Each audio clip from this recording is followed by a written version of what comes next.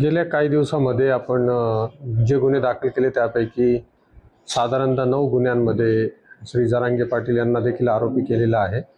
यामध्ये प्रक्षोभक भाषण करणे किंवा जे नियम आहेत त्या नियमांचं उल्लंघन केल्याप्रकरणी आयोजकांवर देखील गुन्हे दाखल करण्यात आलेले आहेत। आणि जी लीगल प्रोसिजर आहे त्या पद्धतीने याच्यापुढे तपास केला जाईल। नोटीस देखील देण्यात आलेली आहे पोलिसांकडून नोटीस।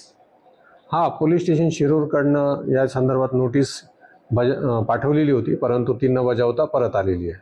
पुढील काय आपले भूमिका राहणार आहे की 8 ते 10 गुन्हे दाखल झाले, प्रक्षोभक भाषणाचा देखील गुन्हा आहे?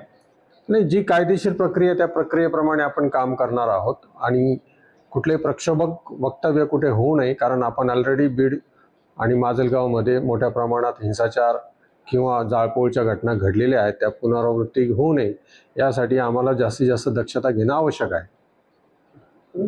सर, एकंदरीत जर पाहिलं तर एकूण गुन्हे किती दाखल झालेले आहेत आणि यामध्ये जी तुम्ही नोटीस दिलेली पोलीस प्रशासनाकडे त्याच्यात काय उल्लेख करण्यात आला?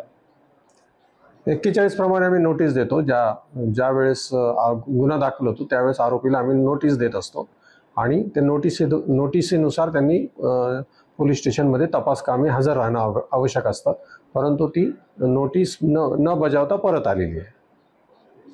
बीडमध्ये सभेचं देखील नियोजन चालल्याचं काही होतं, तुम्ही काही जणांची चौकशी सुद्धा केली एनसीबी कडून, जे मराठा आंदोलनामध्ये सहभागी आहेत, तर त्यातून काही माहिती आली की बीडमध्ये सभा होणार आहे किंवा काय? त्याबद्दल आमच्याकडे कुठलाही अर्ज आलेला नाही किंवा त्याच्याबद्दल आम्हाला काही माहिती नाही। जर आला तसं काही जर माहिती मिळाली तर निश्चितपणाने पुढच्या ध्येय धोरणाप्रमाणे काम करू। या संदर्भात आपण बीडमध्ये जिथे क्रेन वापरण्यात आलेला होता तो जप्त करण्यात आला होता, त्याच्या RTOच्या नियमानुसार त्याला 66,500 रुपये दंड झालेला आहे।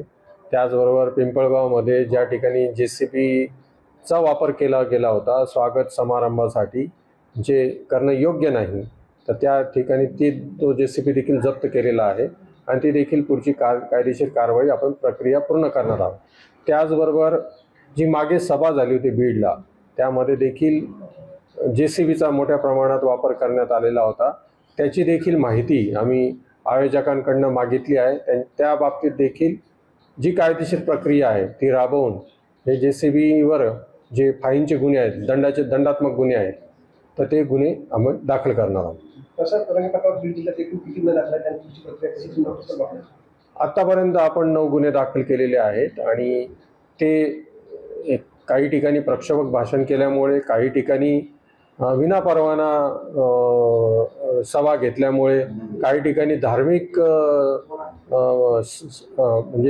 गोष्टीचा वापर करून त्या ठिकाणी